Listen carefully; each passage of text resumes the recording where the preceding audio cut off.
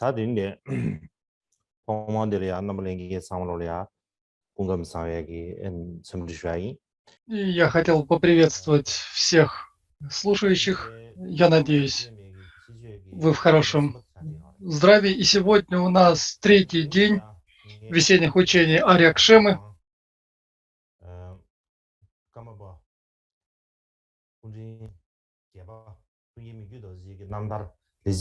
И сегодня мы будем проходить с вами из жития 8-го Кармапы «Благие деяния». Я завершу объяснение 10-го четверостишия, 10-го благого деяния.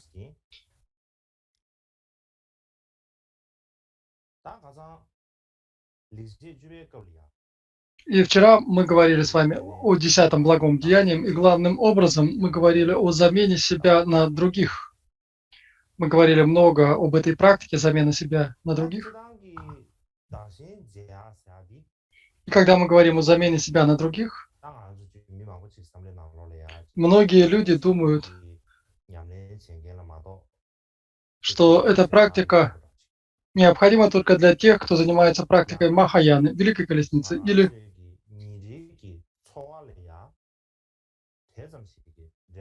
многие думают, что это не связано напрямую с нашей повседневной жизнью. И я думаю, что многие видят это таким образом.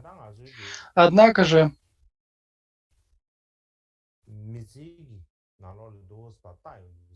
если мы посмотрим на нашу жизнь,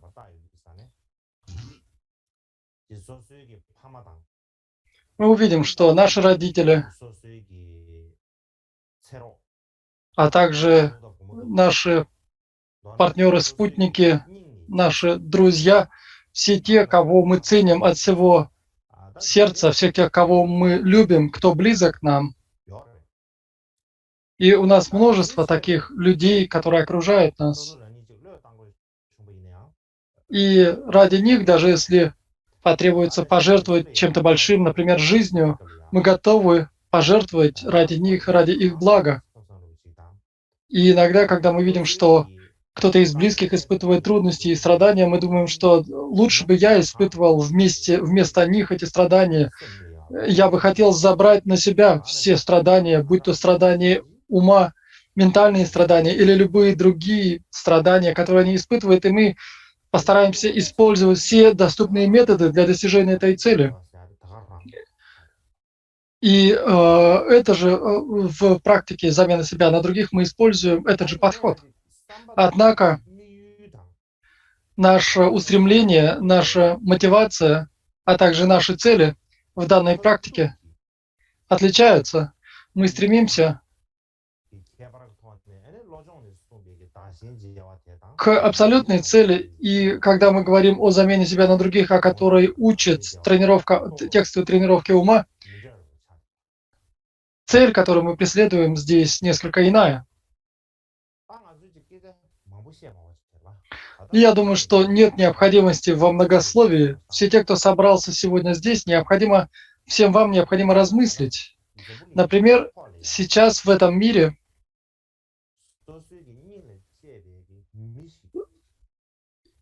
если есть какой-то человек, которому мы чувствуем сердечную расположенность, подумайте, есть ли такой человек, спросите себя самих.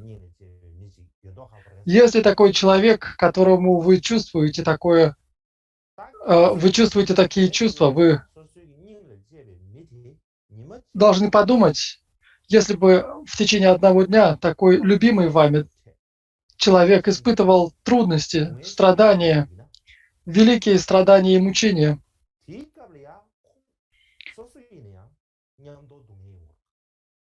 вы бы испытывали такие же страдания вместе с ним. Видя, что он испытывает страдания, он или она испытывает страдания, вы бы тоже страдали и испытывали мучения. Более того, у вас появилось бы сострадание и любовь, которая не может переносить страдания этой личности, этого индивида.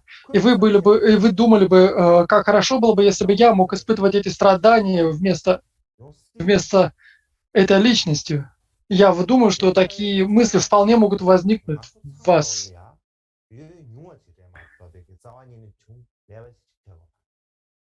Я думаю, что все вы испытывали такие переживания. Я думаю, что они возникали у всех у вас. И даже если вы не испытываете их сейчас или не испытывали прежде, я думаю, что вы испытаете их в будущем.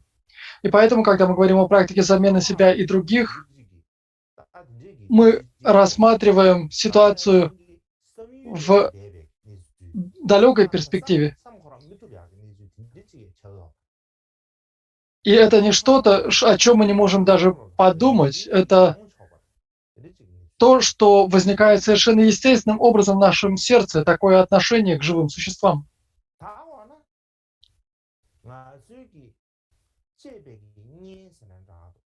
И если это человек, которого мы считаем другом, или кого мы считаем своим близким человеком, мы стремимся к тому, чтобы этот человек не испытывал трудностей и страданий.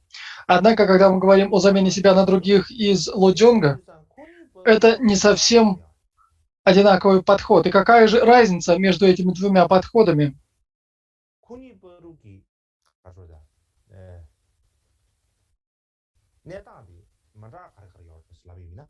И какова же разница между этими двумя? Разница заключается в намерении, а также в цели, которую мы преследуем, и необходимости, вследствие которой мы занимаемся этой практикой. И если мы видим любимого друга, видим какого-то любимого человека,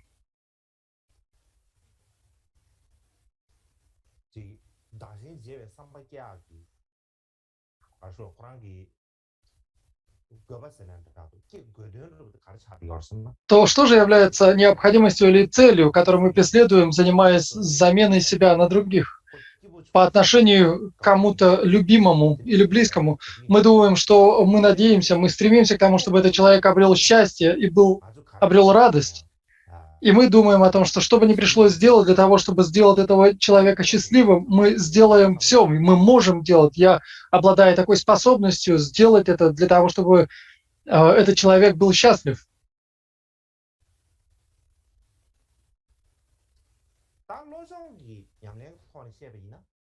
Если же мы посмотрим на это с точки зрения тренировки ума,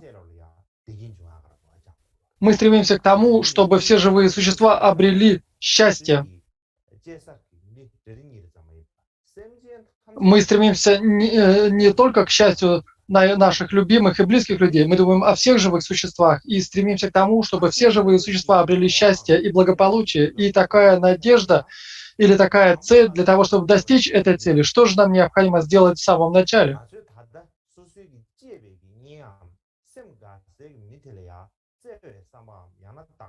Мы думаем о том намерении, о той мысли, которую мы испытываем по отношению к нашему близкому человеку, и мы переносим такое отношение на всех живых существ. Мы, так сказать, расширяем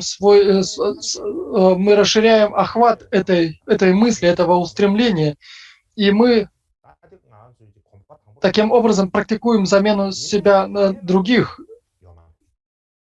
И, конечно же, это нелегкое дело. И все мы знаем, что это довольно нелегко.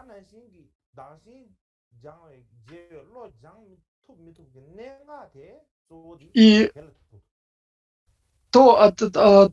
можем мы выполнять эту практику или нет, зависит от того, можем ли перенести, можем ли мы испытывать такое же отношение, близкое отношение ко всем живым существам, как мы испытываем к своему любимому человеку. Если мы можем испытывать такую любовь и сострадание по отношению ко всем живым существам, как к любимому человеку, то мы сможем заниматься этой практикой. Но почему мы должны относиться к живым существам так же, как к любимому человеку? Это очень важный вопрос, в особенности по отношению к тем людям, которых мы не знаем, с кем мы никак не связаны в нашей повседневной жизни. Каким образом мы должны зарождать любовь и сострадание по отношению к этим людям? И это очень сложный вопрос. Есть еще более сложная проблема. Если есть люди, которых мы не любим, которые нам не нравятся, или люди, которым мы испытываем гнев и злобу, люди, которые нам не нравятся, когда мы видим, что эти люди испытывают страдания и трудности, если вы думаете, я буду испытывать страдания ради этих живых существ, я перенесу их страдания на себя, то такой помысел очень трудно зародить.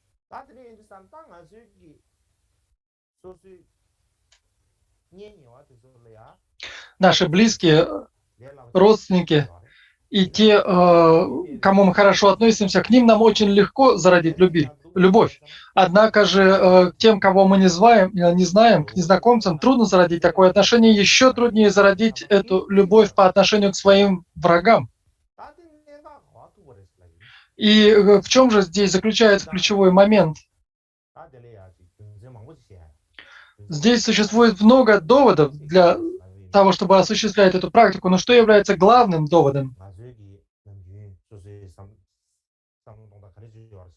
Обычно мы думаем, обычные люди думают, что те, кто не связан с нами, те, кого мы не знаем, он не мой друг, не мой родственник, я никак не связан с этим человеком. Почему я должен испытывать трудности, преодолевать трудности или жертвовать чем-либо для этого человека? Почему я должен этим заниматься? А если этим человеком является наш враг, то о чем же здесь говорит? Вдвойне, почему я должен, мы думаем о том, что совершенно нет никаких причин, почему я должен заниматься такой практикой по отношению к этому человеку. Однако какой-то уголок нашего ума размышляет следующим образом. Если это моя мать, мы все признаем, что мать важнее, чем мы сами. Мы считаем ее очень важной. Если это мои дети, сын или дочь, мы тоже считаем, что они более важны, чем мы, и мы их считаем очень важными. Но если есть какой-то человек или какая-то личность, которую мы не знаем и не знакомы, например, какие-то лошади или ослы, или любые другие живые существа, которых мы не знаем, с кем мы не знакомы, почему я должен жертвовать чем-то ради этих существ? Они совершенно не важны для меня.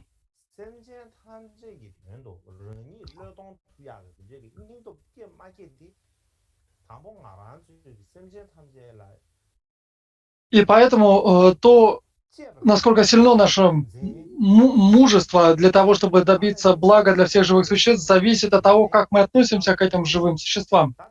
От того, насколько правильно или неправильно мы можем воспринимать того или иного человека или личность. Поэтому Геше Лагрин Тамба в тексте, который называется «8 строф тренировки ума», он приводил следующие стадии визуализации. Он говорил о том, что необходимо воспринимать всех живых существ даже более ценными, чем драгоценности, исполняющие желания. И почему это так? Что это значит? Живые существа не только важнее, нежели мы. Они не только равны нам, но и более важны, чем мы. Они должны быть объектом, который мы воспринимаем как нечто более ценное и важное, чем мы сами. Если эти живые существа важны и в самом деле так ценны, недостаточно лишь произносить слова об этом. Существует много причин, почему это так. Но какой же главной причиной мы руководствуемся здесь? Если мы не опираемся на живых существ, мы не сможем накопить заслуги, мы не сможем очистить все завесы, мы не сможем достичь полного пробуждения. Например, для того, чтобы забраться на крышу дома, нам необходимо использовать лестницу. Без лестницы мы не сможем забраться на самую вершину дома. Точно так же и в данном случае эти живые существа являются источником двух накоплений. И поэтому, именно по этой причине все живые существа очень важны для нас. Они крайне важны для нас и для нашей практики. И существует много методов для накопления заслуг, опираясь на живых существ. Среди них одним из самых важных является замена себя на других, и тому есть причина. И какова же эта причина? Например, возьмем пример. Для того, чтобы в нашей повседневной жизни, для того, чтобы жить, мы накапливаем и зарабатываем деньги. И в нашем мире очень много людей, преодолевая трудности, прилагают множество усилий для того, чтобы получить зарплату, получить деньги. Почему это так? Потому что для того, чтобы жить, нам необходимо есть и пить, а для этого нам необходимы деньги, нам необходимы денежные средства. Если нет денег, то мы не сможем получить ничего. И именно по этой причине люди зарабатывают и накапливают деньги. И все любят деньги в этом мире. И мы здесь находимся в безвыходной ситуации, потому что если у нас нет денег, мы не сможем достичь своих целей, мы не сможем добиться того, чего желаем. И точно так же, как в этом примере, если мы сейчас приводили мирской пример, если мы возьмем дхармический пример, для того, чтобы заниматься практикой дхармы в нашей жизни, нам необходимы благоприятные условия. И если у нас нет этих благоприятных условий, мы не сможем жить в дхарме, мы не сможем практиковать дхарму. И для того, чтобы обрести эти условия, нам необходимо совершать накопление заслуг. Например, для того, чтобы достичь тела, обрести тело, наделенного свободами и благами, а также встретиться с учителем и так далее, нам необходимо накопление заслуг. И накопление заслуг схоже с накоплением денежных средств. И каким же образом мы получаем деньги? Я думаю, что здесь необходимости каких-то обширных комментариев. Мы все знаем, как это делается. Мы торгуем, мы преодолеваем трудности и таким образом накапливаем деньги. И все эти виды работы, которыми мы занимаемся этим для того, чтобы осуществлять торговлю, для того, чтобы покупать вещи.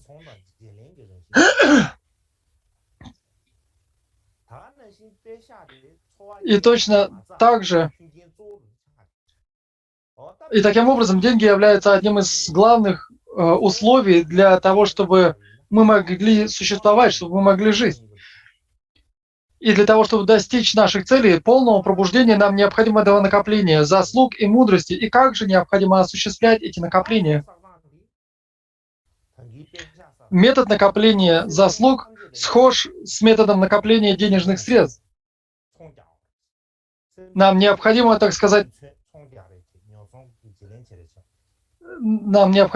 осуществлять торговлю с живыми существами.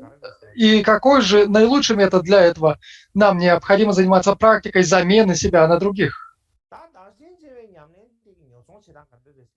И как же мы, так сказать, осуществляем эту торговлю? Как же мы осуществляем эту замену себя на других? Мы берем страдания других, мы покупаем страдания других. Или мы берем свое счастье и благополучие и продаем у других. И таким образом мы накапливаем, мы совершаем накопление заслуг.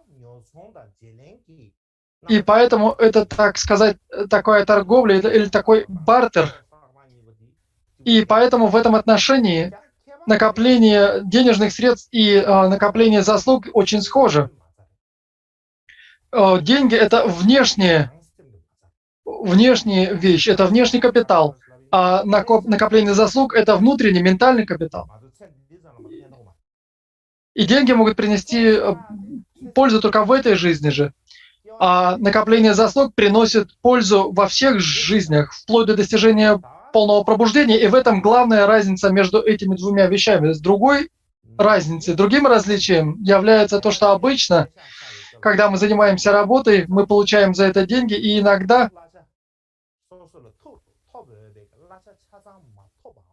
мы не всегда получаем заслуженную плату. И будь то офис, или будь то какая-то компания, или какой-то начальник, иногда бывает, что нам не выплачивают всю заслуженную зарплату, или иногда из-за неудачи мы теряем тот капитал, с которым мы занимаемся торговлей. Или иногда деньги обесцениваются.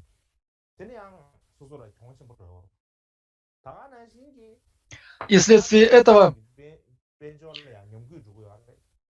наше богатство уменьшается. И в мире сейчас происходит финансовый кризис, и вследствие этого финансового кризиса мы также испытываем трудности, наше благополучие уменьшается. Однако Если мы говорим о внутреннем накоплении заслуг, ментальном накоплении заслуг или ментальной торговле, так сказать, то те заслуги, которые мы обретаем посредством замены себя на других, мы получаем все то, что должны получить. Не бывает так, что мы не получаем то, что заслужили, половину получаем, а половины нет. И ценность или сила, так сказать, этой заслуги не может исчезнуть или не может ослабнуть. И почему это так? Потому что действия и их результаты безошибочны.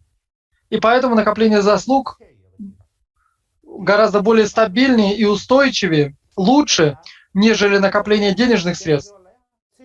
И внешнее богатство, оно ограничено. Например, если человек накопил много денег,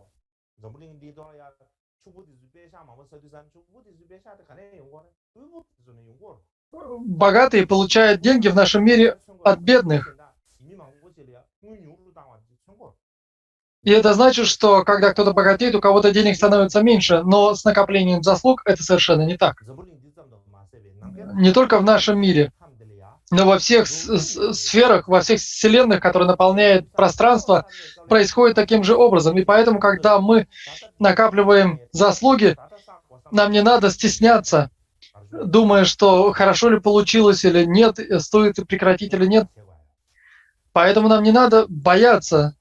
Мы можем накапливать заслуги настолько, насколько мы можем, прилагая все усилия и не боясь чего-то, и не стесняясь чего-то.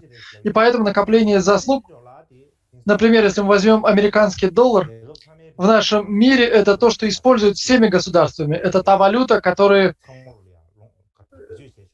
используют многие государства. И точно так же накопление заслуг — это то, что мы используем, та валюта, которую мы используем во всех своих рождениях и во всех вселенных, где мы рождаемся. Это та валюта, которую мы можем использовать везде, во всех случаях. И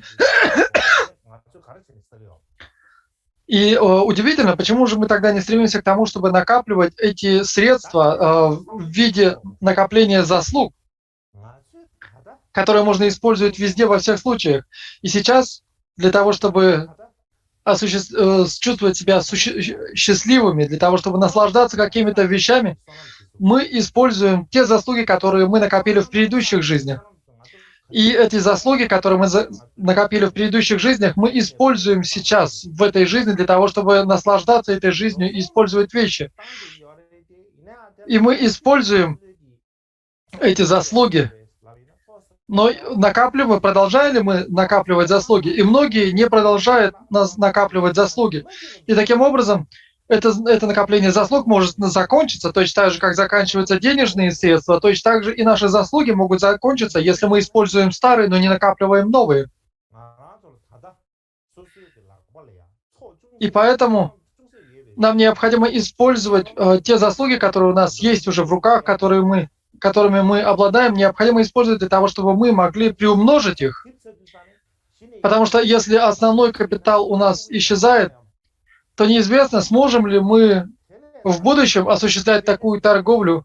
И поэтому нам необходимо заниматься инвестициями, нам необходимо инвестировать во что-то. Точно так же, как этим занимаются бизнесмены на Западе, например. Нам необходимо вкладывать деньги для того, чтобы эти заслуги увеличивались. Вдвое, втрое. Нам необходимо заниматься как можно больше накоплением заслуг. И когда я говорю об инвестициях, и многие здесь, наверное, заинтересовались, когда я произнес слово «инвестиции», потому что многие, они думают, что я сразу же сейчас разбогатею и стану богачом. Например, я куплю лотерейный билет, и если я выиграю несколько миллионов, как было бы хорошо от 3 драгоценности. Мы часто размышляем таким образом. И иногда мы так много думаем о том, как разбогатеть, что практически теряем разум.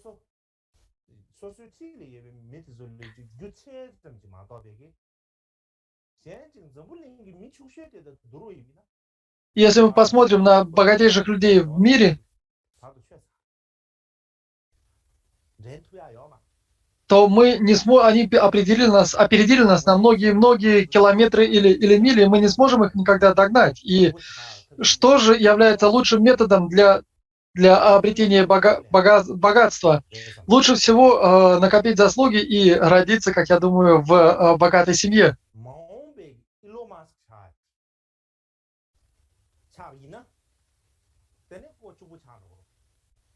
И если мы попадаем в такую ситуацию, то мы обретаем богатство.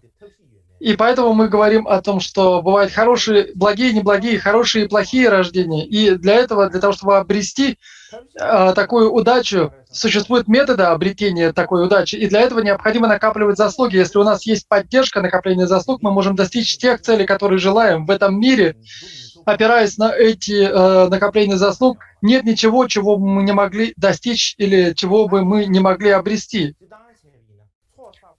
Однако же вообще многие думают, что опираясь на это накопление заслуг, мы можем обрести денежное богатство, мы можем обрести деньги, и они накапливают эти заслуги для того, чтобы обрести деньги. Но на самом деле это неверный подход, потому что опираясь на эти заслуги, мы можем обрести многие вещи, которые превосходят деньги. И в этом мире многие вещи невозможно купить за деньги. И даже то, есть ли у нас деньги или нет, зависит от заслуг, от накопления заслуг. Мы, например, если мы возьмем людей, для людей деньги очень важны. Но если мы посмотрим на более широко на весь мир, если мы посмотрим на жителей этого мира, то мы убедимся в том, что в деньгах на самом деле нет никакой ценности. Но накопление заслуг может быть совершено по отношению ко всем живым существам, которые наполняют пространство. И поэтому мы можем использовать эти методы для того, чтобы накапливать заслуги.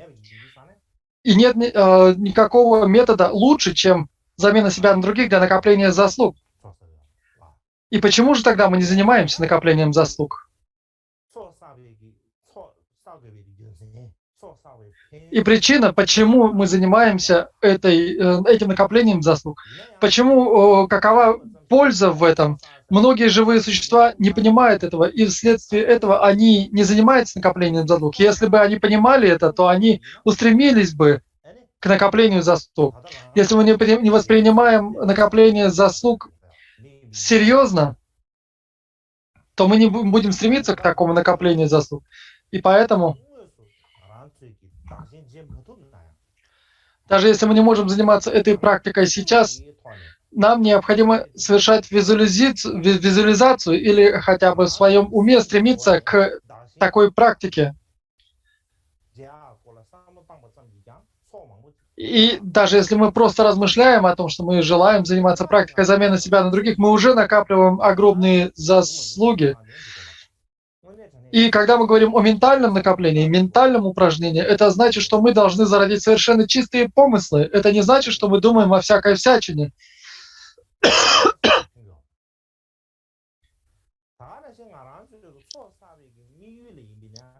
И цель, ради которой мы накапливаем эти заслуги, будь то богатые, будь то бедные, мы накапливаем эти заслуги ради живых существ. Мы стремимся, мы накапливаем заслуги для всех живых существ.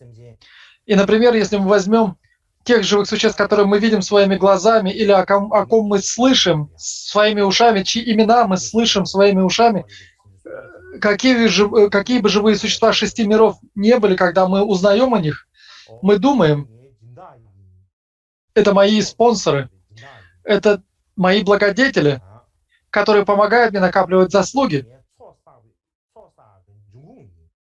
Это тот источник, с помощью которого я обретаю заслуги. Это мой банк, мое хранилище денег. Нам необходимо думать, что каждое существо является возможностью для накопления заслуг. И мы должны исследовать, можем ли мы практиковать таким образом, можем ли мы прилагать усердие для того, чтобы накапливать заслуги по отношению к каждому из этих же существ, которых мы видим или слышим. И давайте сейчас сделаем небольшой перерыв на 30 минут.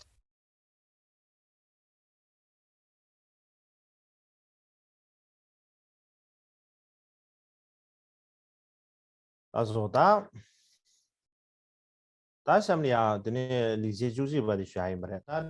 теперь мы переходим к 11-му четверостишию. И теперь я хотел бы сказать о том, в каком разделе мы сейчас находимся, какой раздел мы сейчас изучаем.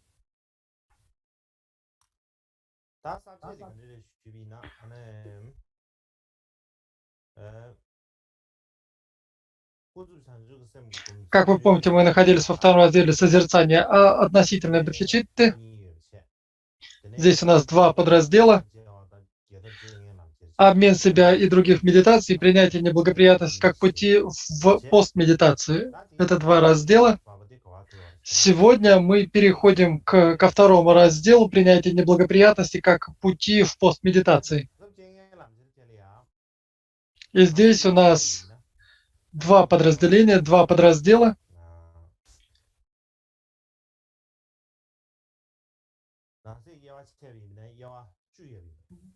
И здесь 10 подразделов, из них первые два вы видите сейчас на экране. И каковы же эти 10?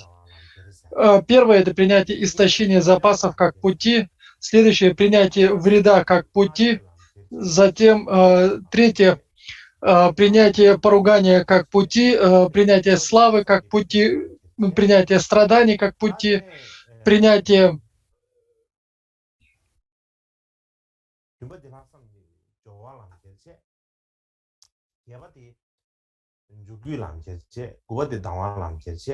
и принятие ненависти как пути и так далее. То есть таким образом здесь 10 подразделов.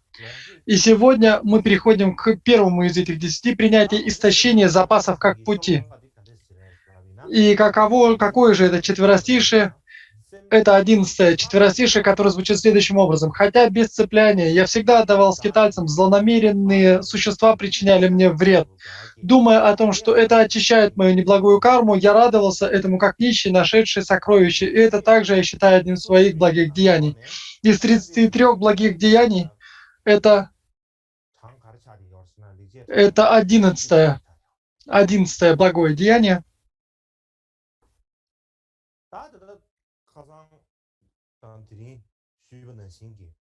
И как я уже говорил вчера,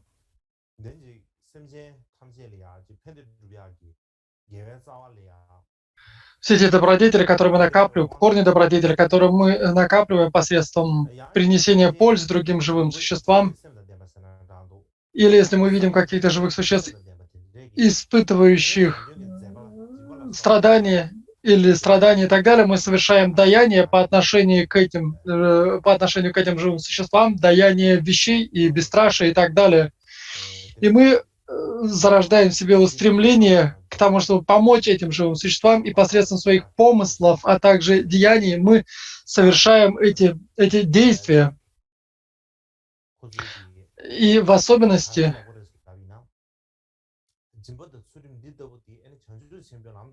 некоторые из этих живых существ, некоторые из противников, так сказать, или из оппонентов могут сказать, что замена себя на других, а также совершение даяния, совершение хранения моральной дисциплины не является путем, который ведет к достижению полного пробуждения. И мы должны понимать, что такие высказывания являются проявлением мары. Мары создают разные препятствия на нашем духовном пути к достижению полного пробуждения. И иногда эти препятствия проявляются как нечто, что приносит нам пользу. Но на самом деле мы должны понимать, что это не польза, это вред, который чинится ими, и нам необходимо избегать этого. Мы можем подумать, что этот человек сострадает нам или проявляет к нам любовь, но на самом деле эти люди, которые дают такого рода наставления, причиняют нам вред. И когда мы говорим о Маре, Мара — это не кто-то, у кого острые клыки или рога на голове. Это совершенно не обязательно так. Это те, кто причиняет препятствия в практике святого учения, будь то люди или будь то духи. Все они относятся к этим марам.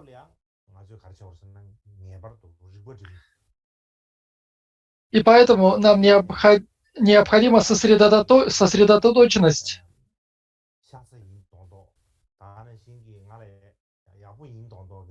И когда мы видим, что кто-то кажется любящим или кто-то хочет принести нам пользу, нам необходимо разобраться, исследовать, указывает ли он верный путь или нет. Нам необходимо проанализировать, что представляет собой наставление этого человека. Или если мы видим, что какой-то человек обманывает нас, мы ни в коем случае не должны гневаться или ненавидеть такого человека.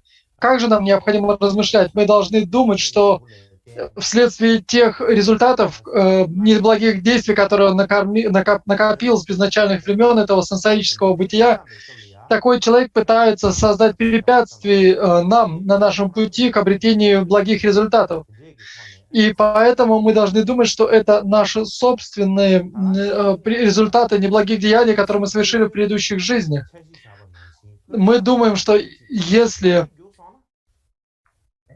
нам будет сопутствовать удача в тех действиях, которым наставляет этот человек, то это будет плохо и для нас, и для того человека. И по этой причине, если мы заботимся о себе или о нем, мы должны сопротивляться этому, мы должны стараться не подпасть под влияние, под власть этих препятствий. Нам необходимо проявлять усердие в их преодолении. И тогда это принесет пользу не только нам самим, но и тому человеку, который пытается строить нам козни. Когда возникает препятствие, некоторые думают, что у меня возникли очень сильные препятствия, я не смогу, наверное, достичь того, к чему стремлюсь. Нам ни в коем случае нельзя сдаваться. И если мы используем противоядие, которое обладает такой же силой, что и препятствия, мы сможем с ним справиться. И человек, который чинит нам препятствия, если мы сможем преодолеть эти препятствия, у него не будет таких недобродетельных результатов, как могли бы быть.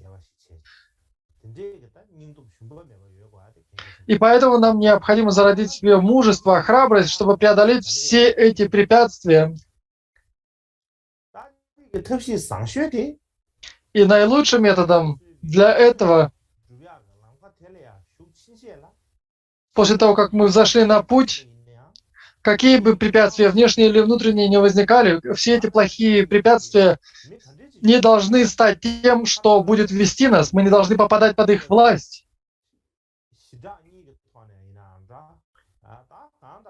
Нам необходимо использовать все методы, все возможные методы,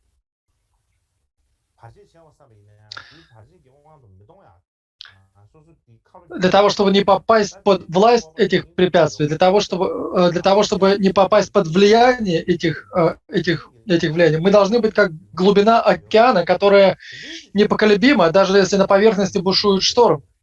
И тогда мы сможем победить этих демонов Мара. Если наш ум нестабилен, неспокоен, если у нас нет устойчивого устремления к практике дхармы, то тогда эти препятствия могут поколебать наш ум. В особенности же в настоящее время Будды и Бодхисаттвы стремятся лишь к благу других. Они не стремятся к своему собственному благу.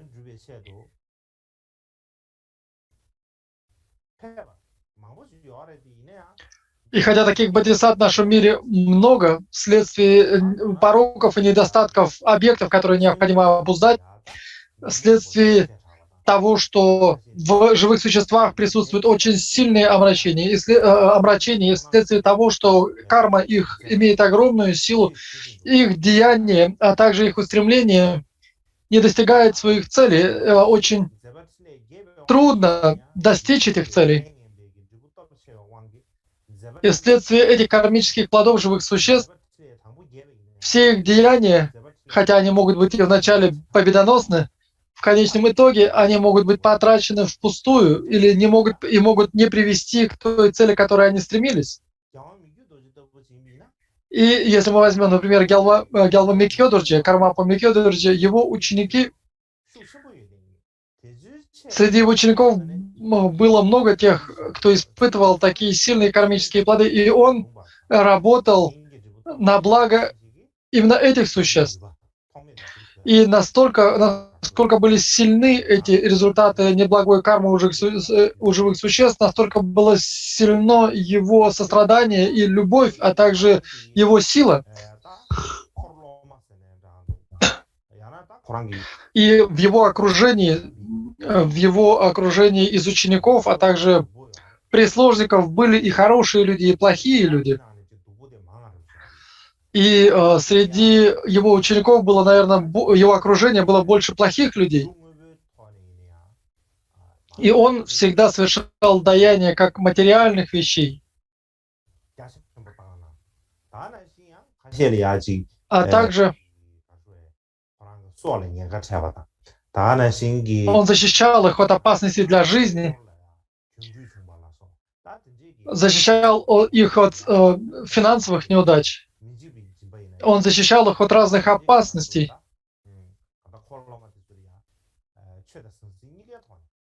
И поэтому он защищал своих учеников как материально, так и с точки зрения дарования безопасности.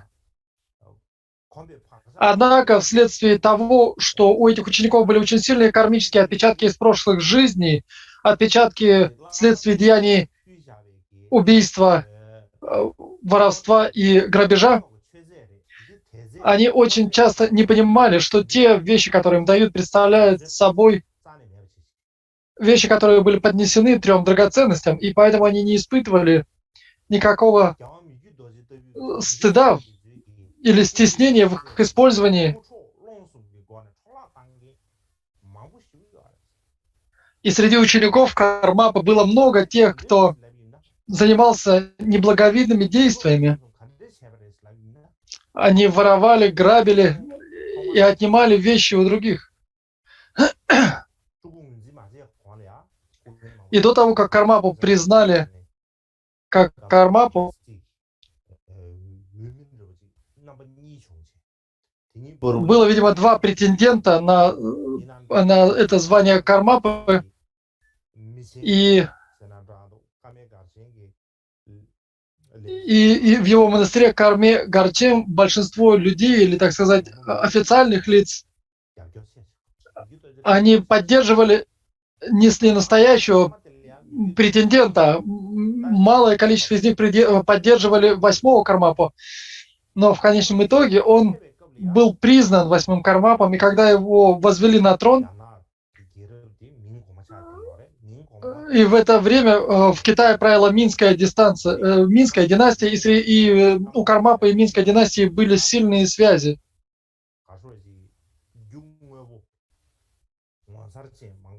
И императоры Мин подносили ему очень много удивительных богатств, удивительных вещей, а также многие другие благодетели подносили подносили этому монастырю множество подношений, потому что этот монастырь был очень большим и известным. И люди совершали большие подношения этому монастырю. И в это время Микёдурджи совершенно не был привязан к этим подаркам, к этим подношениям. Он отдавал все то, что мог, он отдавал, насколько мог, он отдавал все эти подношения своим ученикам и окружению. И, например, если мы приведем, что он дарил, например, он поднес одному из своих последователей, поднес 1000 кирпичей чая. И это были большие кирпичи чая, китайского чая, и он отдал одному из своих прислужников 1000 таких. Он отдал одному из своих учеников несколько поклаж мулов, наполненных серебром, а также различные шелковые ткани, а также коней, быков и прочий скот. И каждому из своих последователей, многим ученикам он совершал даяние огромного количества материальных вещей. И даже простые ученики Микё Дорджи были настолько богаты, как некоторые из больших чиновников Тибета. И он был очень добр по отношению к своим ученикам и окружению. Однако же он никогда не говорил, что я вам сделал большой подарок. Он никогда не произносил таких слов. Не было никогда даже малейшей возможности, что он сказал бы такое. Однако те, кому он совершал даяние, кому он делал эти подарки, они совершенно не помнили о его доброте. Им казалось, что он им чем-то должен, чем-то обязан, будто бы это его долг или обязанность совершать такие подарки. И они, более того, они надеялись и стремились заполучить еще какие-то вещи. Их аппетиты были совершенно ненасытны. И сколько бы им ни давали, чем больше им давали, тем больше они хотели других вещей. Более того, они старались каким-нибудь образом навредить Кармапе. Иногда они даже говорили ему: все те деяния, которые ты совершаешь, у тебя же было, помнишь, у тебя были проблемы, была же проблема в признании тебя Кармапой, и сейчас твои деяния настолько обширны и велики, это наша доброта. Ты бы не смог этого сделать без нас.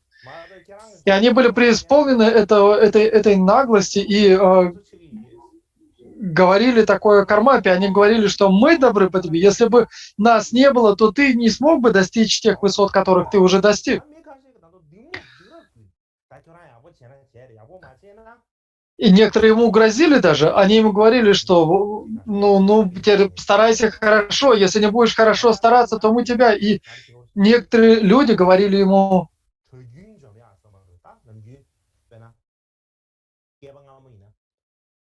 и, например, в прежние времена монахи монахи получали определенную, так сказать, квоту. Например, из этой местности должно прибыть 300 монахов, и это была своего рода обязанность. И в каждом регионе, в каждой местности была такая обязанность посылать определенное количество монахов из той или иной области. И некоторые говорили, что мы прекратим посылать монахов из своей области. И поэтому эти люди не помнили совершенно о доброте Кармапы, о всех его деяниях, которые он совершал по отношению к ним. И Кармапа находился в такой довольно трудной ситуации. И что же он думал? Он думал, что все то, что делают эти люди, является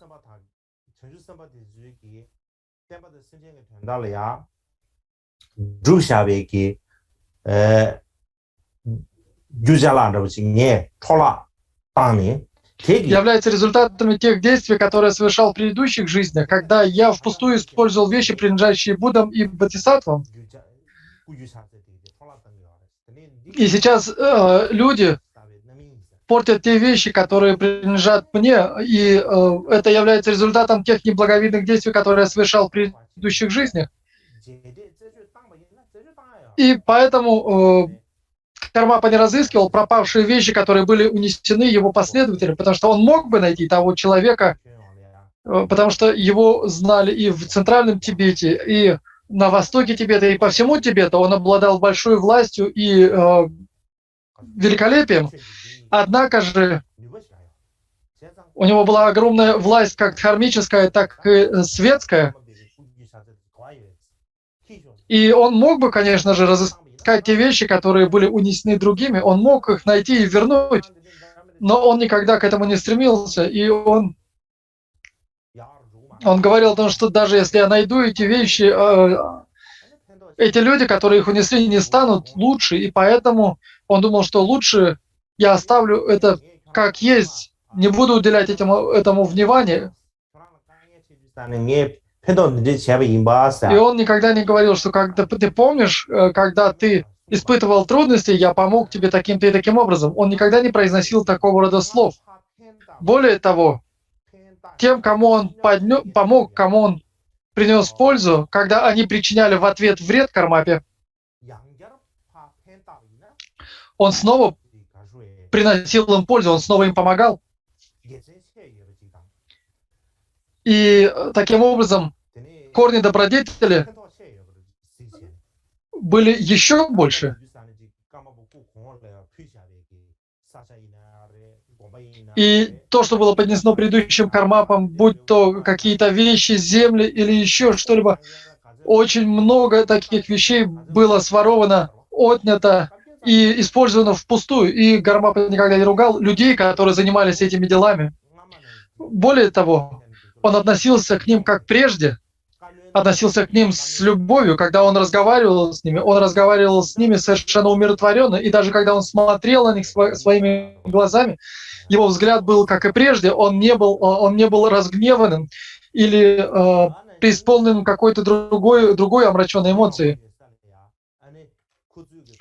И он никогда не стыдил и не критиковал этих людей при большом собрании людей. Если бы он критиковал их при большом собрании людей, то они, конечно, бы испытали стыд, но он никогда не совершал таких действий. Он воспринимал все эти действия как результат своих кармических деяний. Более того, он думал о том, что эти живые существа совершают эти действия вследствие того, что их умы не обузданы. И поэтому он никогда не ругал этих людей. И когда они причиняли ему вред или совершали какие-то другие вредоносные действия, он воспринимал это как очищение той неблагой кармы и завес, которые были накоплены в предыдущих жизнях. И также он думал, что все те вещи, которые ему поднесены, не обладают никакой сущностью. И таким образом он воспринимал тех, кто причиняет ему вред, как своих учителей, дарующим ему устные наставления. И он воспринимал их как настоящих духовных наставников, которые дают ему наставления, которые тренируют его на пути.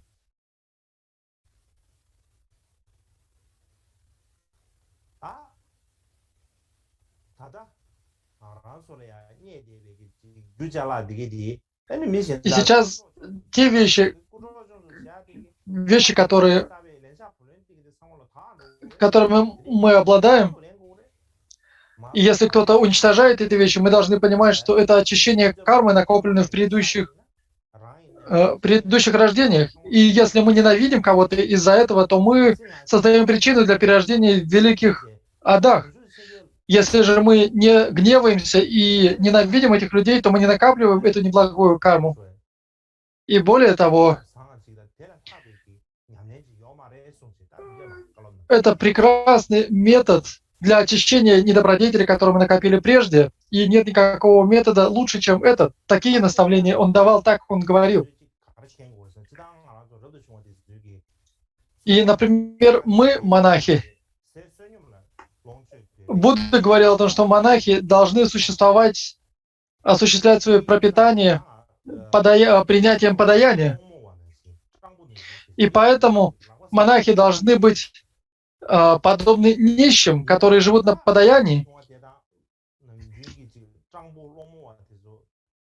Однако есть разница между монахами и обыкновенными нищими, потому что монахи, они обретают пропитание в виде подношений от верующих, от тех, кто обладает верой по отношению к этим монахам.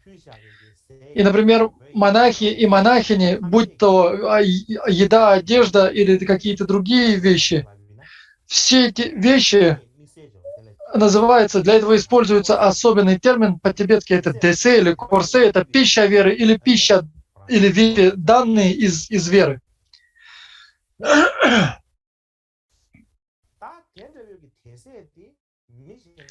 И эта пища веры дается монахам, и для того, чтобы обрести получить эту пищу, люди вынуждены работать преодолевать трудности. И когда они подносят эту пищу, монахи, которые принимают ее, они должны понимать очень важную вещь. Когда они принимают эту пищу, они должны считать ее очень важной и с осторожностью относиться к этой пище. И в текстах Виная говорится о том, что существует 5 способов принятия этой пищи или этих вещей. Это использование их как хозяин, использование их, принимая то, что дано, использование их дозволенным образом, использование этих вещей как раскаленного железа и использование их как заема или кредита. И первые 3 из этих 5. Первые 3 способа могут быть использованы архатами, которые находятся на стадии неучения боли. И те вещи, которые им подносят, они используют их подобно хозяину. Как будто бы это их вещи, которые они сами используют. Если мы используем вещи, которые принадлежат нам, в этом нет ничего плохого. Те же, кто вошел на стадию обучающегося, например, те, кто вошел в поток, они используют эти вещи как нечто дозволенное. Подобно тому, как человек, который дает кому-то что-то и говорит, что ты можешь пользоваться этим. И они пользуются этим таким образом.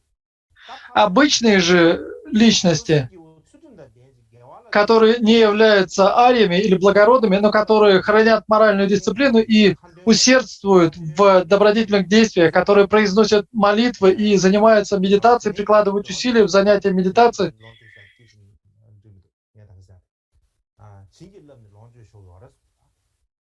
они могут благословлять эти подаяния и использовать их.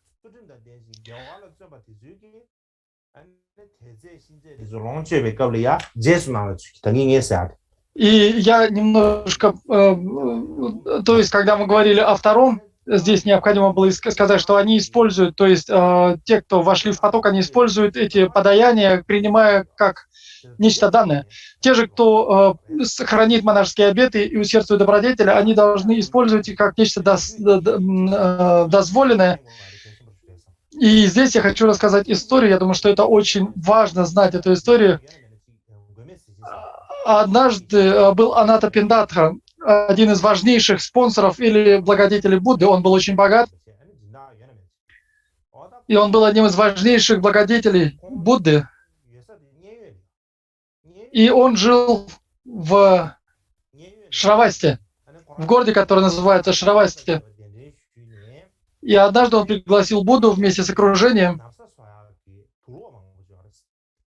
И у него было очень много ткани для изготовления шелка и ткани для изготовления одежды. И он хотел поднести ее Будде и его окружению. И у него была роща. И в эту рощу он сделал все приготовления и пригласил Будду,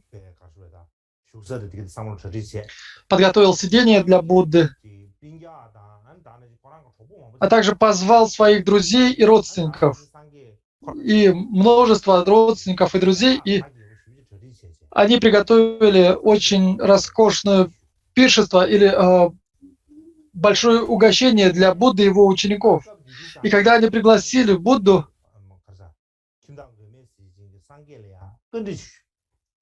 и тогда Будда спросил у Анатта Пиндаты: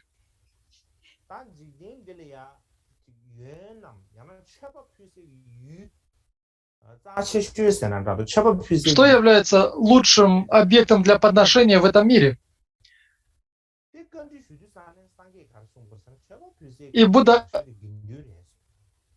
И когда Анатта Пиндата спросил у Будды, что является лучшим объектом для подношения, Будда ответил, что Сангха является лучшим объектом для подношения. И что же такое Сангха? И он объяснил, что существует 18 личностей, находящихся на стадии учения и неучения более. И таким образом он говорил о том, что настоящие, лучшие сангха являются те личности, которые полностью избавились от омрачений.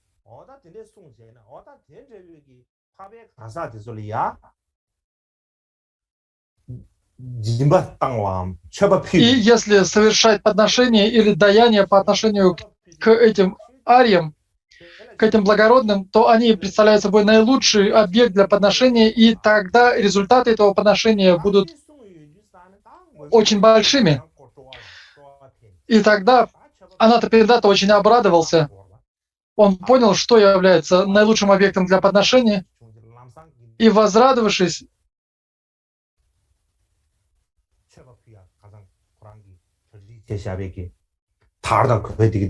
он совершил подношение подготовленных тканей и шелков монахам.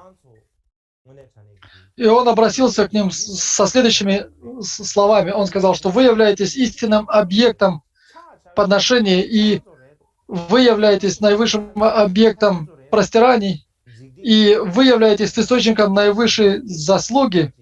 Вы также являетесь лучшим объектом подношения для людей в миру.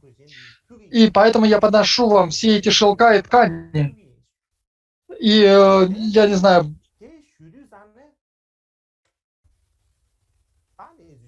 были там какие-то особые шелковые ткани, как бы там ни было, он совершил подношение всех этих тканей. Но среди этой сангхи были те, кто не оставил полностью омрачения. Были те, кто полностью избавился от омрачений, кто-то только от некоторых видов, а были и те, кто не смог избавиться вообще ни от каких омрачений.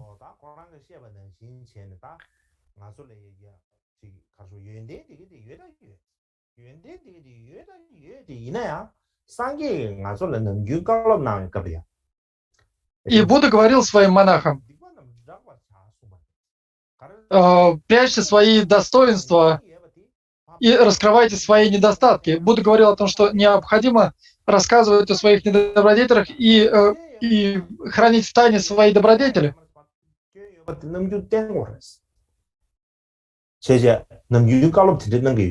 И поэтому, когда Анатапиндата спросил, кто из вас обладает такими качествами ария,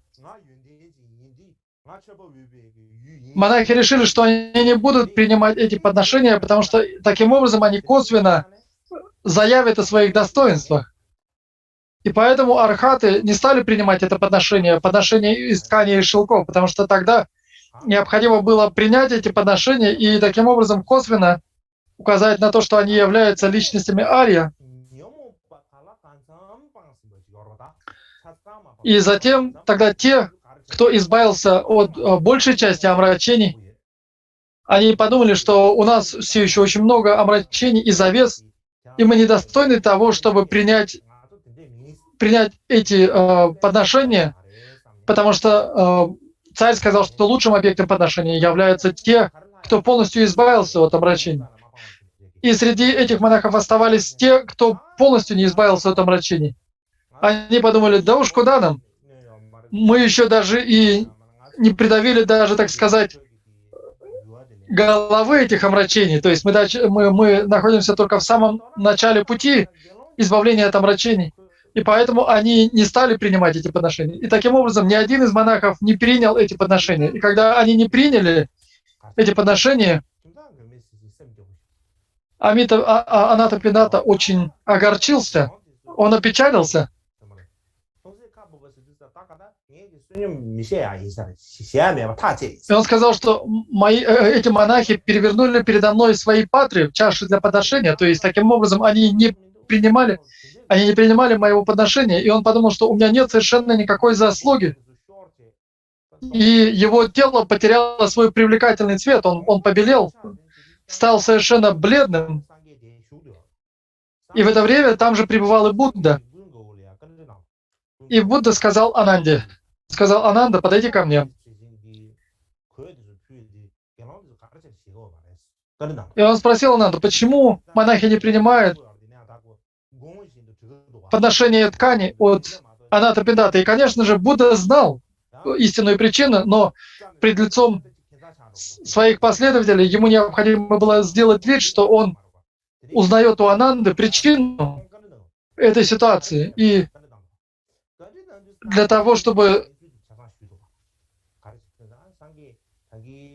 явить такое незнание, он спросил у Ананды, и Ананда рассказал ему об этой ситуации. Анатапиндата спросил у вас, кто является лучшим объектом для подношений, и вы ответили, что это сангха, которая находится на стадии учения и неучения, а также сангха арьев, благородных существ. И сегодня, когда Анатапиндата поднес эти вещи, то архаты не стали принимать, потому что это могло показаться бы самовосхвалением.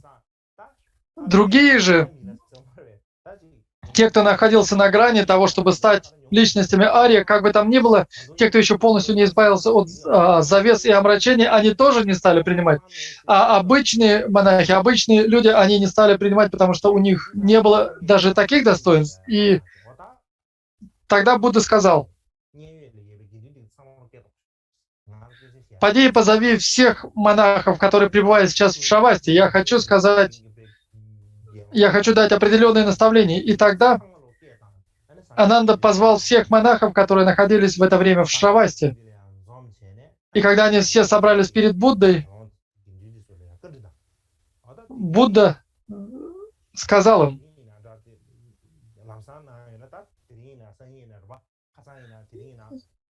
и не знаю, было ли это сегодня или на следующий день, как бы там ни было, он обратился к ним с следующей речью: «Анатапиндата поднес вам ткань.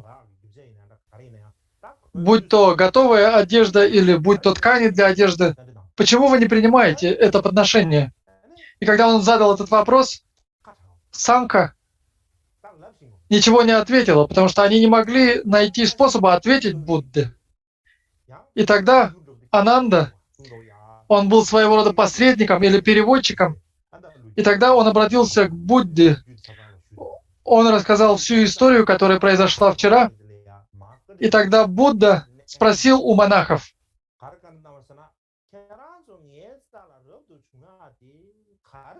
вы приняли обеты монашества от меня. Почему вы их приняли? Для того, чтобы достичь нирваны?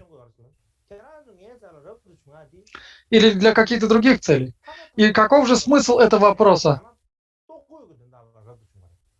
Вы стали монахами для того, чтобы обретать какие-то материальные подношения, или для того, чтобы достичь нирваны?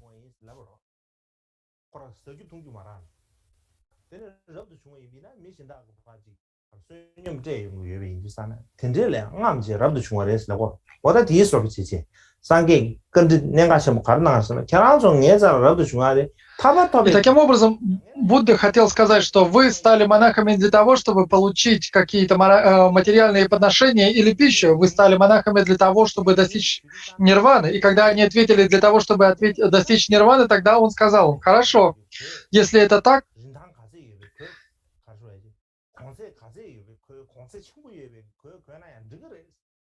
то тогда вы можете носить даже драгоценные одежды, которые имеют очень высокую цену. Вы можете есть и наилучшую пищу, обладающую сотней вкусов. Вы можете жить и в шикарных, прекрасных домах. И почему это так? Потому что вы стали монахами не для материальных богатств, не для пищи и не для одежды. Вы стали монахами для того, чтобы достичь пробуждения, для того, чтобы достичь нирваны. Если вы стали монахами только ради материальных вещей, то вы не можете использовать такие дорогие вещи. Если же вы приняли монашеские обеты для того, чтобы достичь полного пробуждения, то вы можете использовать эти дорогие вещи. И у этого повествования есть определенный смысл. Если кто-то хранит моральную дисциплину ради материальных благ, это одно. Если кто-то хранит моральную дисциплину ради того, чтобы достичь пробуждения, то это совершенно другое. И поэтому Будда задал монахам вопрос: ради чего вы храните монашеские обеты, моральную дисциплину ради того, чтобы достичь полного пробуждения или нирваны, или для того, чтобы обрести материальные вещи.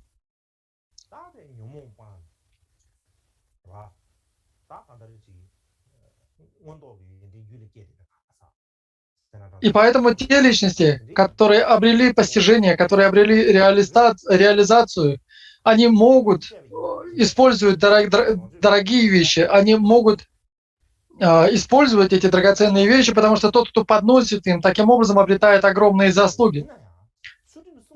И есть следующий вид монахов, которые, хотя и хранят монашеские обеты, они не занимаются изучением, они не занимаются медитацией и обучением. То есть необходимо либо изучать тексты, либо произносить молитвы. Необходимо полностью отринуть лень. И те монахи, которые, хотя и хранят монашескую дисциплину, но не занимаются медитацией или обучением, они должны принимать эту пищу веры или подносимые вещи, подобно заему или кредиту. И если они не занимаются, если они не усердствуют в добродетели, то они должны понимать, что это своего рода заем или кредит. Те же, кто не обладает, те же, кто хранят моральную дисциплину лишь ради того, чтобы обрести вещи или какие-то материальные богатства, они должны воспринимать эти подношения как раскаленное железо. Если вы съедите раскаленное железо, то ваши внутренности полностью сгорят. Так и монахи, у которых нет никаких достоинств, которые принимают эти вещи, поднесенные другими, эти подношения становятся причиной для перерождения в водах.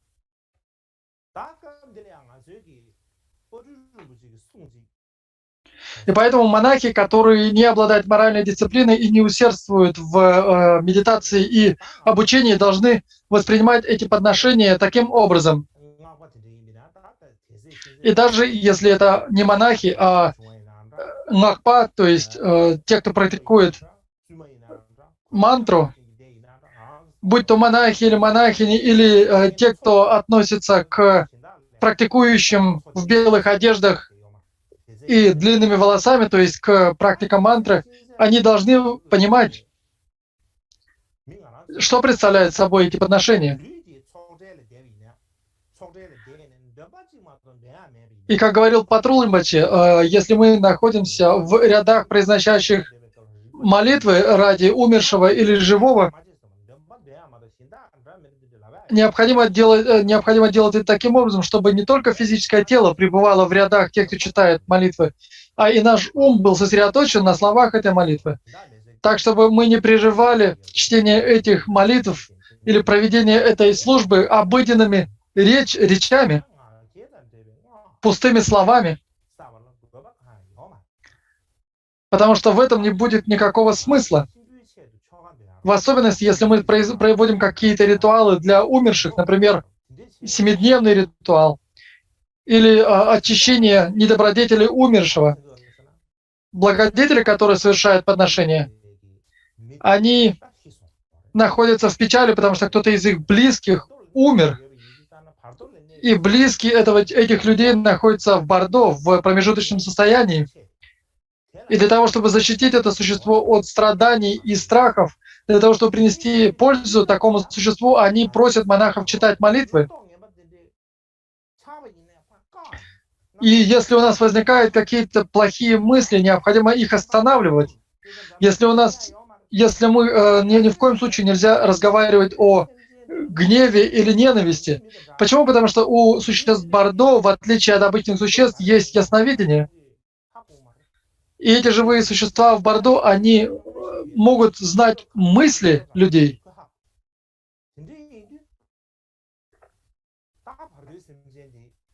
И поэтому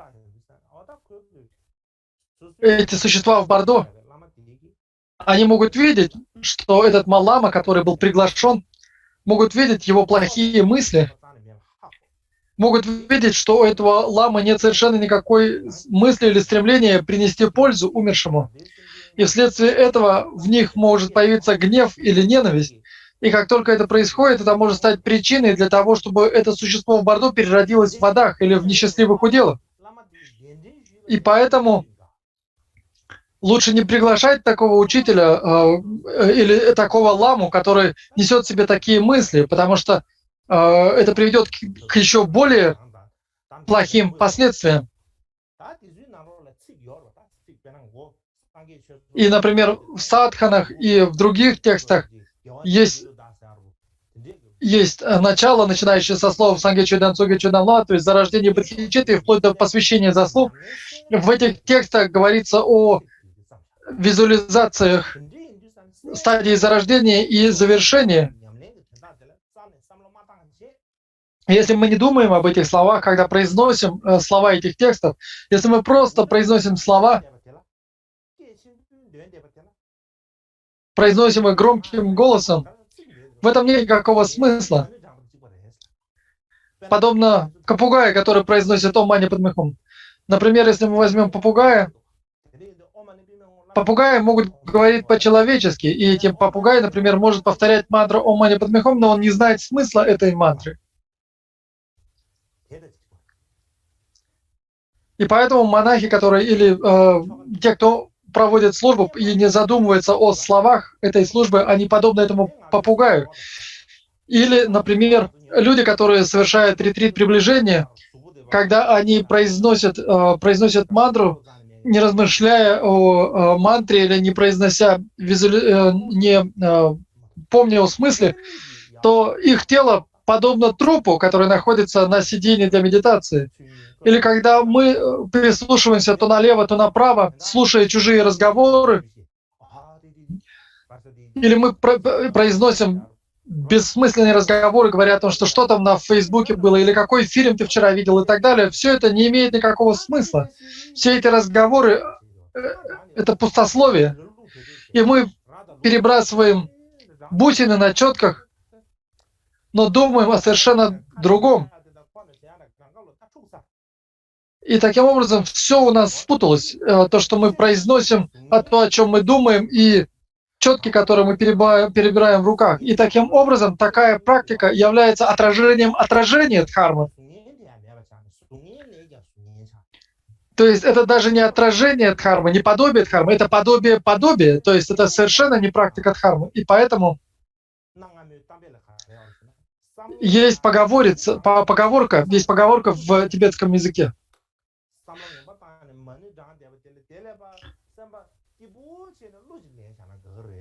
Лучше петь какую-нибудь песенку с хорошими намерениями, чем произносить мантру Ом Мани Падме Хум с плохими намерениями. И поэтому, будь то монахи, монахини, когда мы совершаем такие молебны, мы не должны думать о том, что сколько денег нам сегодня дадут. 100 рупий или 200, ему дали 100, ему 200, а этому 1000 и так далее. Или размышлять о том, насколько хорош чай сегодня. В Индии чай не ценят так, как, например, в Тибете. В Тибете, если чай был крепкий, то его считали хорошим, а если он был слабеньким, то он был как вода, и его считали плохим. Или хлеб, который раздают во время молебной, он может быть кислым или не кислым, хорошим или плохим. И если вы размышляете над этим, в этом нет никакого смысла. Потому что мы пришли на это молитвенное собрание, на эту службу не для того, чтобы получить деньги или выпить чай или съесть хлеб. Благодетель приглашает монахов для того, чтобы принести пользу умершему. И поэтому за кого мы не молились, для умершего или здравствующего. Этот человек находится в трудной ситуации, он испытывает страдания и надеется, возлагает надежды на нас, на монахов. Он складывает руки у груди и обращается к нам с просьбой. И поэтому, если мы не исполним их надежды, их чаяния, то действия их, следствия совершенно непоколебимы, они безошибочны.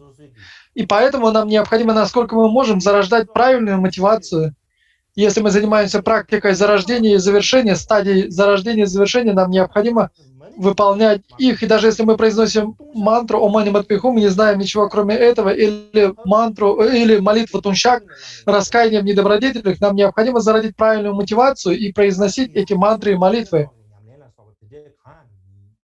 Если вы не знаете, если вы не обладаете знаниями о стадии зарождения и завершения, и вы думаете, что я не знаю ничего о стадии зарождения и завершения, я могу только читать молитвы, ни в коем случае нельзя поддаваться ленности.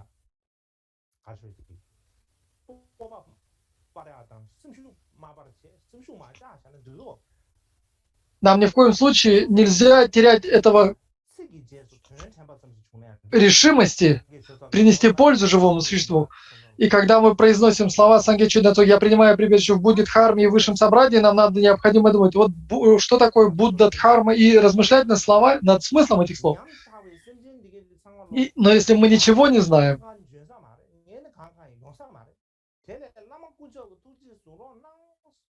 мы можем думать, что я не могу ничего сделать в этой ситуации, и поэтому мы обращаемся к 3 драгоценностям. Если мы искренне обращаемся к учителю 3 драгоценностям, и обращаемся к ним с молитвой и просьбами, то 3 драгоценности обладают состраданиями. Причинно-следственная связь всегда непорочна. И будь то умерший, усопший или здравствующий, это определенно принесет ему пользу. И в этом нет ничего такого, чего бы мы сами не смогли сделать. И я в связи с этим расскажу еще одну историю. И я думаю, что если я приведу эту историю, то вам станет понятнее. И если я не ошибаюсь, во время 15-го Кармапа Какябдурджи произошли эти события, о которых я сейчас буду повествовать. В монастыре Цурпу был монах. В нашем монастыре много монастырей, но вот был один из этих монахов. И этот монах, у него был не очень сильный интеллект, а может быть он был очень ленив, как бы там ни было.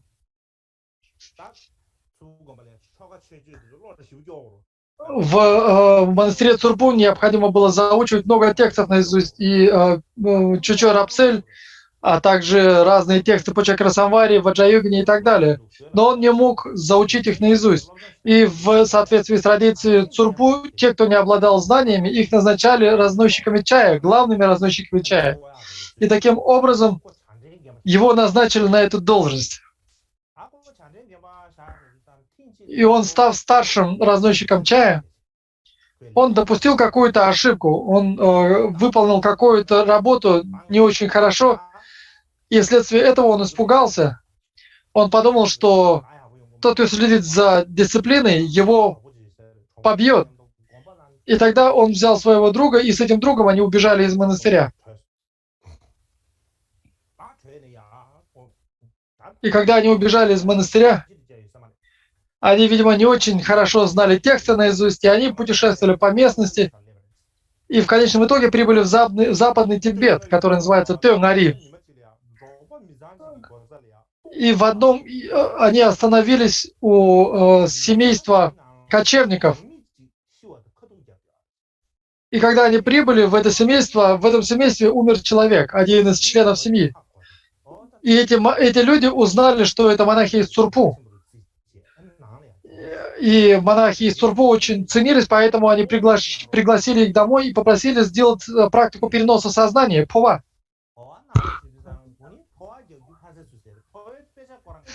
Они никогда не знали этой практики. Более того, они даже не знали текстов, как называется текст по этой практике.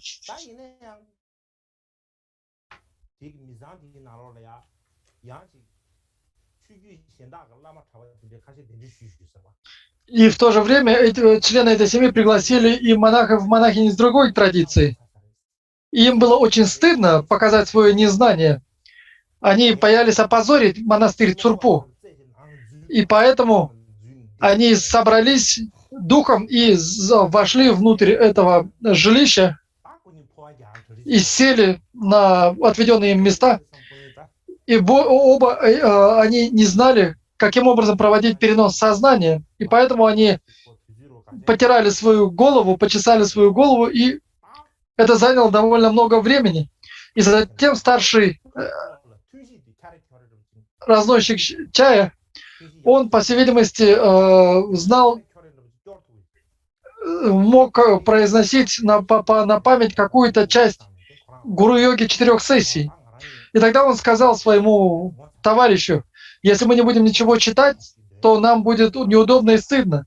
И я помню гуру-йогу 4 сессий, а ты помоги мне, я буду ее произносить, а ты произнеси вместе. И тогда этот его товарищ сказал: да, хорошо, ты тогда начинай читать, а я постараюсь тебе помочь. И они стали читать практику гуру-йогу 4 сессий. И много людей смотрело на них в этот момент. Так как они были монахами из Цурпу, из прославленного монастыря, все взирали на них со вниманием. И когда они увидели, что все монахи смотрят на них, они еще больше устыдились, их лица покраснели, и слова не выходили из их уст. И тогда они, совершенно отчаявшись, накрыли свои головы монашескими накидками.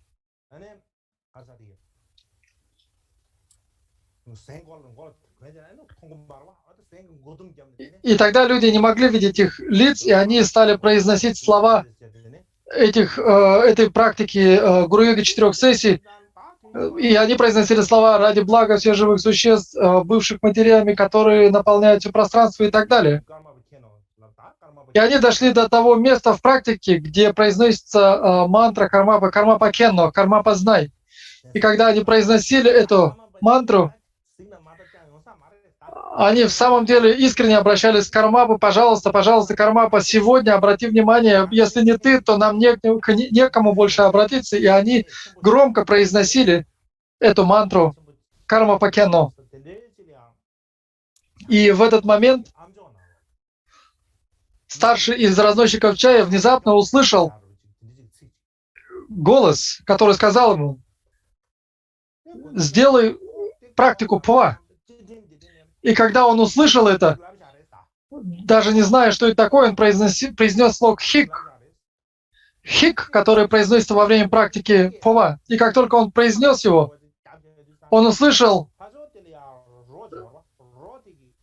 громкий звук, громкий треск, и увидел, что у тела, у трупа откололся кусок с ладонь, размером с ладонь, и все люди удивились, преисполнились удивления, они подумали, что в самом деле у этих двух монахов есть способность, есть сила.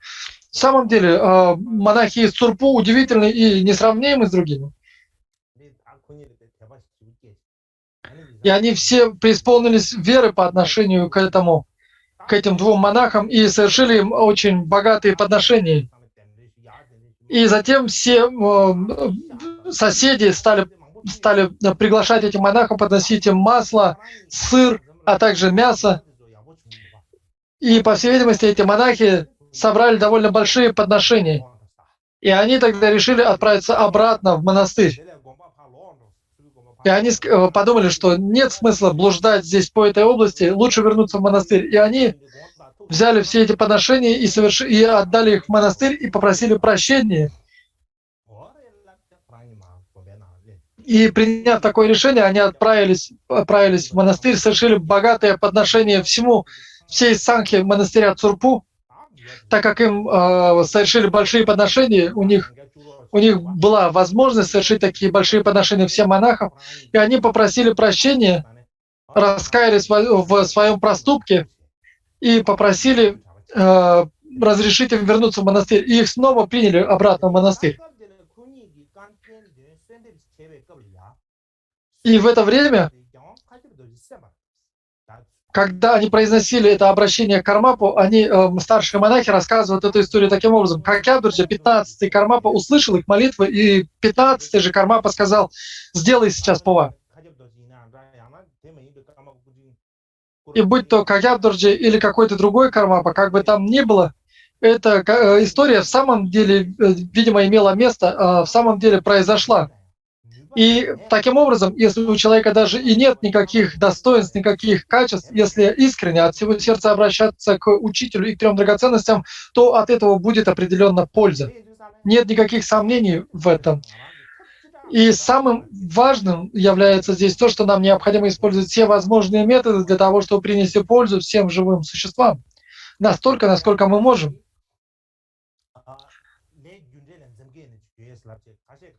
Иначе некоторые говорят, что мы избегаем причинения вреда другим живым существам. И некоторые говорят, что я не принимаю никаких подношений от умерших или здравствующих. И, по всей видимости, были такие монахи в Тибете, которые говорили: нет, я не могу принять подношения ради умершего, я не буду читать никаких молитв ради умершего. Я думаю, что это слишком так. Потому что эти люди думают, что я не смогу с этим справиться, я не смогу выполнить ту или иную службу. Но на самом деле это неверный подход. Даже если у вас нет никакой способности, нет никакой силы, вы можете обрести благословение учителя, обрести благословение трех драгоценностей. Если у вас есть вера к учителям коренным и линиям преемственности, то вы можете принести пользу умершему и тому, за кого вы молитесь. И если вы думаете, что я не могу принять подношение для умершего или принять подношение пищи веры, то это уже слишком. И поэтому я думаю, что необходимо руководствоваться такими помыслами, обращаясь к учителям линии преемственности и коренным учителям. И сейчас давайте перейдем к завершающим молитвам.